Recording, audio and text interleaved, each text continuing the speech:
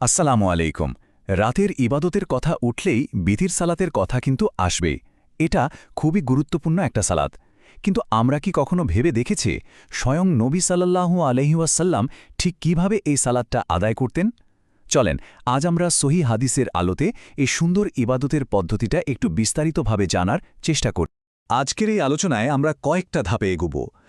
প্রথমে আমরা বুঝব বিতের আর রাতের সালাত জিনিসটা আসলে কি। তারপর দেখব নবীজি সাল্লাল্লাহু আলাইহি সাল্লাম নিজে কিভাবে ইবাদত করতেন। এরপর আমরা জানব এর নিয়মকানুন, সঠিক সময়, এমনকি সফরে থাকলে কি করতে হবে সেটাও। আর সব শেষে পুরো আলোচনা থেকে মূল বিষয়গুলো একবারে গুছিয়ে নেব। তো চলুন শুরু করা যাক। আমাদের আজকের আলোচনার মূল ফোকাসটাই হলো রাতের সালাত আর বিতরের পদ্ধতি, আর এটা কিন্তু আমাদের সবার জন্যই খুব জরুরি একটা বিষয়। আচ্ছা, আমাদের মূল প্রশ্নটা কিন্তু খুবই সহজ আর সরাসরি। নবীজি সাল্লাল্লাহু আলাইহি সাল্লামের রাতের এবাদতের ধরনটা ঠিক কেমন ছিল? তিনি কিভাবে বিতির সালাতকে তার রাতের অন্য সালাতের সাথে মেলাতেন? চলেন আমরা সরাসরি হাদিস থেকে এই প্রশ্নগুলোর উত্তর খোঁজার চেষ্টা করি। দেখেন, শুধু নিয়মকানুন মুখস্থ করার চেয়েও ভালো উপায় হল সরাসরি নবীজি সাল্লাল্লাহু আলাইহি সাল্লামকে দেখা যে তিনি নিজে কি করতেন। চলেন আমরা হাদিসে বলা সেরকমই একটা রাতের ঘটনায় ফিরে যাই। এটা পুরো ছবিটা আমাদের চোখের সামনে একদম জীবন্ত করে তুলবে। ঘটনাটা আমাদের শোনাচ্ছেন ইবনু আব্বাসরা। তিনি তখন বেশ ছোট, একজন কিশোর। আর নবীজি সাল্লাল্লাহু আলাইহি ওয়াসাল্লামের ইবাদাত খুব কাছ থেকে দেখার জন্য, কি করছেন তিনি সেটা জানার জন্য এক রাতে নিজের খালা উম্মুল মোমিলিন মাইমুনারা এর ঘরে ছিলেন। একবার ভাবুন তো, শেখার জন্য তার আগ্রহটা কোন পর্যায়ে ছিল। তো কি দেখলেন ইবনু আব্বাসরা? তিনি দেখলেন নবী সাল্লাল্লাহু আলাইহি সাল্লাম ঠিক মাঝরাতে ঘুম থেকে উঠলেন, এরপর অজু করলেন, তারপর সূরা আলে ইমরানের শেষ 10টা আয়াত পড়লেন আর সালাত শুরু করলেন। তিনি দুই রাকাত করে সালাত পড়তেই থাকলেন, এরপর এক রাকাত বিতর পড়লেন। এমনকি এরপরও কিন্তু তিনি থামেননি। ফজরের আজানের পর তিনি আরও 2 রাকাত সুন্নাত সালাত আদায় করলেন। আর এই পুরো ঘটনার মধ্যে একটা খুবই সুন্দর মুহূর্ত আছে। যখন ইবনু আব্বাস রাদিয়াল্লাহু তাআলা অজু করে নবীজি সাল্লাল্লাহু আলাইহি সাল্লামের পাশে সালাতে দাঁড়ালেন, তখন নবীজি সাল্লাল্লাহু আলাইহি সাল্লাম খুব স্নেহের সাথে তার মাথায় হাত রাখলেন আর তার কানটা একটু ধরলেন। ভাবা যায় একজন শিক্ষক আর ছাত্রের মধ্যে কি অসাধারণ একটা আন্তরিক সম্পর্ক। তো ইবনু আব্বাস রাদিয়াল্লাহুর এই অভিজ্ঞতা থেকে কিন্তু আমরা অনেক কিছু শিখতে পারলাম। চলেন এবার এই ঘটনা আর অন্যান্য সহি হাদিস মিলিয়ে বিতর সালাতের একদম সুনির্দিষ্ট নিয়মগুলো কি সেটা একটু জেনে নিই। আচ্ছা, সবার আগে বিতের শব্দটার মানেটা একটু বোঝা দরকার। এটা একটা আরবি শব্দ যার মানে হলো বিজোড়, মানে অড নাম্বার। এই এক রাকাত সালাতের মূল কাজটাই হলো সারা রাত ধরে যে নফল ইবাদত করা হলো সেটাকে একটা বিজোড় সংখ্যা দিয়ে শেষ করা। যেমন ধরেন কেউ 2, 4 বা 8 রাকাত পড়ল, তারপর যখনই এক রাকাত বিতের পড়ল সাথে সাথে মোট সংখ্যাটা বিজোড় হয়ে গেল। রাতের সালাতের একেবারে মূল ভিত্তিটাই হল নবী সাল্লাল্লাহু আলাইহি ওয়াসাল্লামের এই কথাটা। তিনি বলেছেন, রাতের সালাত 2 রকাত করে, খুবই সহজ।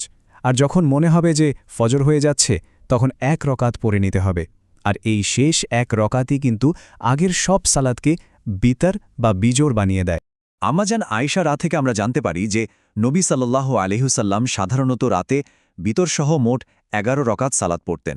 আর তার সালাতের একাগ্রতা, সেটার তো কোনো তুলনাই হয় না। বলা হয়েছে তিনি এত লম্বা সেজদা করতেন যে তিনি মাথা তোলার আগে একজন মানুষ 50টা আয়াত পড়ে ফেলতে পারত। সুবহানাল্লাহ। এখন একটা প্রশ্ন প্রায় আমাদের মাথায় আসে যে বিতর সালাতটা ঠিক কখন পড়া উচিত। এর উত্তরও কিন্তু হাদিসে খুব সুন্দর করে দেওয়া আছে। দেখেন, এখানে আমরা সুন্দর দুটো অপশন পাচ্ছি। একদিকে নবীজি সাল্লাল্লাহু আলাইহি ওয়াসাল্লাম আবু হুরায়রা রাদিয়াল্লাহু তাআলা আনহুকে পরামর্শ দিয়েছেন ঘুমানোর আগেই বিতর পড়ে নিতে। এটা কাদের জন্য? এটা তাদের জন্য দারুণ যাদের ঠিক ভরসা নেই যে শেষ রাতে উঠতে পারবে কিনা। আবার অন্যদিকে আয়েশা রাদিয়াল্লাহু তাআলা আনহা বলছেন যে নবী সাল্লাল্লাহু আলাইহি ওয়াসাল্লাম তার জীবনের শেষের দিকে সাহরির সময়, মানে একদম শেষ রাতে বিতর পড়তেন। এটা থেকে বোঝা যায় শেষ রাতের ইবাদতের গুরুত্ব কতটা। তবে সবচেয়ে ভালো বা উত্তম কোনটা, সেই নির্দেশনাও কিন্তু একদম পরিষ্কার। নবীজি সাল্লাল্লাহু আলাইহি ওয়াসাল্লাম বলেছেন, রাতের একদম শেষ সালাতটা যেন বিতের হয়। এর মানে কি? মানে হলো, যদি কেউ মোটামুটি নিশ্চিত থাকে যে সে শেষ রাতে জাগতে পারবে, তাহলে তার জন্য সবচেয়ে ভালো কাজ হলো তাহাজ্জুদ পড়ে সব ইবাদতের শেষে বিতের পর। আর তিনি নিজে এই সালাতকে যে কতটা গুরুত্ব দিতেন তা এই ঘটনাটা শুনলেই বোঝা যায়।